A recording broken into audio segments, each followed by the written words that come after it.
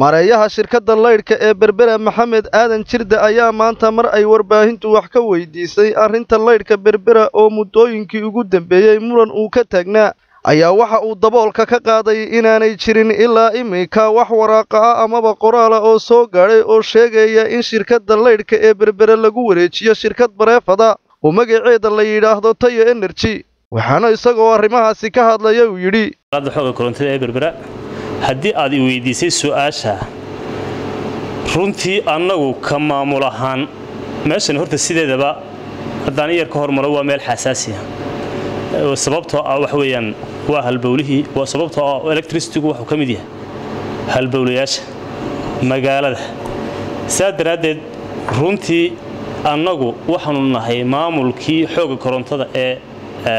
Berbera ilaa haddana namay soo gaarin wax waraaqa ama dokumentiya oo sharciyan xaqiijinaya inaanu ku wareejino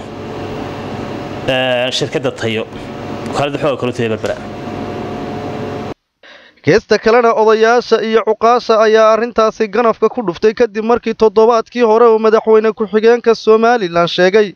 inuu ku wareejiyay shirkad bareefada warshadda laydhka ee Berbera shirkadaasi uu ku wareejiyay oo uu sheegay inay mas'uul ka yihiin wasiirkii hore ee waxbarashada Xasan Xaaji Maxamuud Warsame Xasan Garweyne iyo Suldaan Axmed Sheekh waligay magaaladan joogay waan ku dhashay amrigay taakallama iibin gabayada waa maqasheen berberi wax gool lagu qaaday ka weyn dekada dhinac baa la iibiyey samaytadigaa la iibiyey baalkanaa lagu socdaa waxa meesha looga jeedaa maxay tahay war waxa weeye dee meesha raggii joogi lahaa waxa la yidhi maayir baa jooga duqa magaaladaa la yidhaa waxbuu xukumaa wax dadka weynaha muu sheegin maxaa maysagaa la heshiisoo wax iibiya badhasaabaa la laydhka waa la iibiyey waa lalagu duliibayey waa la iibinayaa baa la yidhi ma ogolin wax shicibaba inay gacantooda gasho hadday dawladi leedahay oo ay dawladi haynayso hayso weligay eri xukumo qaali baadahay naraaci dhulka diibinaysa meel walba waad wareegsaneen naraaci warna raaci baa warna raaci hala isku yimaadeen naraaci wax naga reeb waliba aanoo nasriina iraac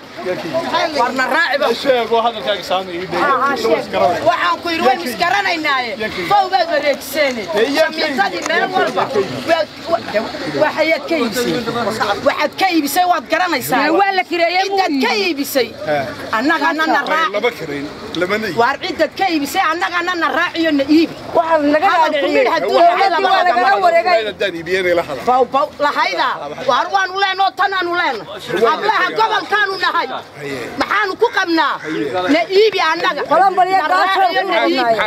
naya nasri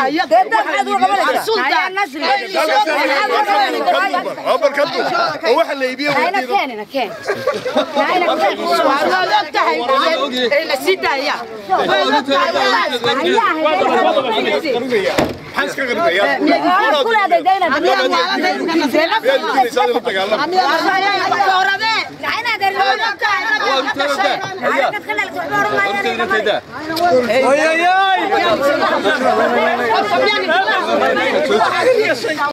لله رب العالمين هذا نهي بلشدنا ماشي isugu timi ee reer Berbera waxa aanu ka cabanayna mar horena waan ka hadlay waxa aanu ka cabanayna waxa weeye laydhka magaalada Berbera ee waxa weeye nimanka aan arrintaas suurtagalayn dawladdu ku wareejisay dawladda waxaanu leenahay oo aanu mar labaad ku celinayna oo aanu si mugla ula hadlayna oo aanu si degan ula hadlayna oo si dawladnimo ula hadlayna oo si aanu shacabkeedina ula hadlayna laydhkaasi suurtagal ma aha ee halaga daayo nimanka iska yimi ee boobaya ee doonaya bulshada iyo masaakiinta iyo dadka inay xaq hoose geeyaan warna raaci warna raaci hala isku yimaadeen raaci wax naga reeb waliba aanoo nasriina iraac haddaba mas'uuliyiintani oo saaka looga yeedhay xarunta dawladda hoose ee Berbera ayaa kulan ay albaabadu u xidhnaayeen la qaatay maayarka magaalada Berbera Cabdishakuur Maxamuud Xasan Cidin taasoo haba yaraatee aanay ka warbixin markii ay kulankaasi ka soo dareereen waxa ay ku wada hadleen Cabdiraxmaan Maxamed Cige telefishinka caalamiga ee Royal magaalada Berbera.